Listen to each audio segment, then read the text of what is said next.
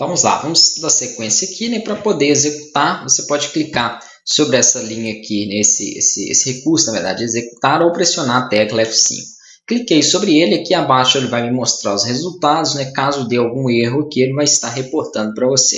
Então ele fala o seguinte, que os comandos foram concluídos com êxito. Então eu não tive nenhum erro aí, né, na sintaxe quando eu digitei os comandos para a criação do meu banco de dados. Aqui ele não apareceu, então é só vir com o botão direito sobre banco de dados e pedir para atualizar. E eu tenho aqui agora o meu banco de dados de cursos sendo exibido, né, e configurado de acordo com essas informações que foram inseridas aqui em Create Database. Então, tendo feito isso, eu já tenho o banco de dados feito. Se eu tento mandar executar novamente isso aqui, ele me dá erro. Por quê? Porque eu já tenho esse banco de dados criado. Então, ele vai aqui, ó, falar que já existe esse banco de dados, para que eu possa, então, escolher um nome de banco de dados diferente desse que eu já tenho. Eu não quero, então, executar novamente essa linha. Eu quero executar novas linhas aqui para baixo. Como que eu faço? Ou eu posso comentar esse código, né, nessa parte superior, identando aí, comentando esse código, ou eu posso simplesmente aqui abaixo selecionar o que eu quero que seja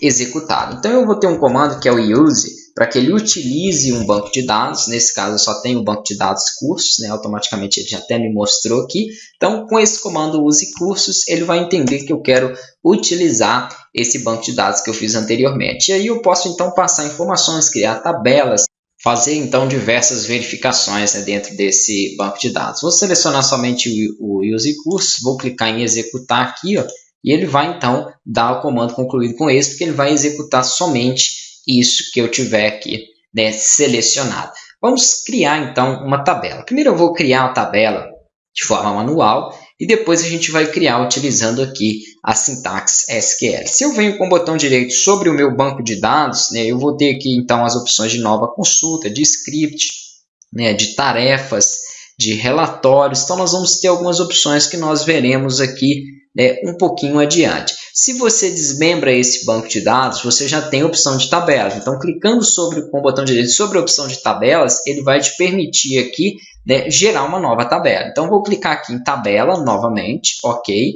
Ele vai me abrir aqui uma, vamos dizer, estrutura de criação dessa tabela, com o nome da coluna, com o tipo de dados e algumas informações. Então, vamos supor que eu queira criar, né, uma tabela aqui de cursos mesmo.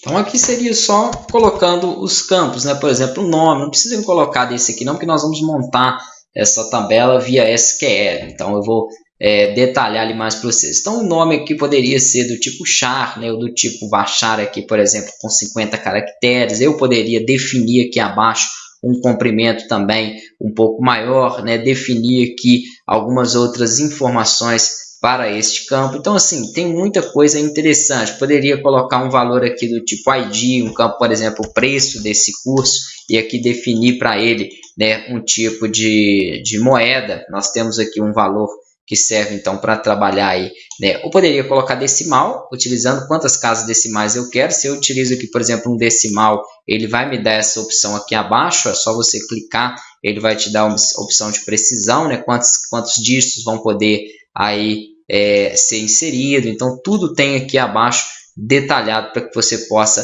utilizar o tipo de dados aí, no caso decimal, né? Nesse caso aqui nós temos o tipo monetário mesmo, que é o tipo money, que vai trabalhar então com valores aí de moeda. Então, assim, muda um pouquinho. Vamos dizer que no Axis ele tem aqui, né, um nome diferenciado, no MySQL também ele tem, porque todos utilizam SQL, porém, né, eles têm atributos aí diferentes. Então muda um pouquinho, porque o SQL Server trabalha com TSQL. O Axis, por exemplo, já trabalha com outro tipo aí, né, de dados. Então, assim, muda um pouquinho de um para o outro. Se você quiser salvar a sua tabela, quando você clica com o botão direito aqui em salvar, ele te dá a opção de salvar a tabela. Vamos supor que eu queira então salvar, eu coloco o nome aqui de cursos. Geralmente eu utilizo uma sintaxe antes, tá? Já é TB ou TBL underline cursos. Nesse caso vou deixar TB underline cursos. Ao dar OK, eu tenho então dentro da minha lista de tabelas, ó, a minha tabela de cursos. E dentro dela, aqui nas colunas, os campos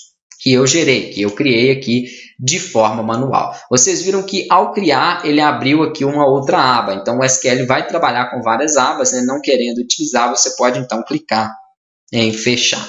Eu não quero essa tabela que eu fiz. Para excluir ela, botão direito. Aqui você vai ter então a opção de excluir. Ó. Ele vai te mostrar as informações. Só dá OK que a sua tabela então vai ser aí deletada.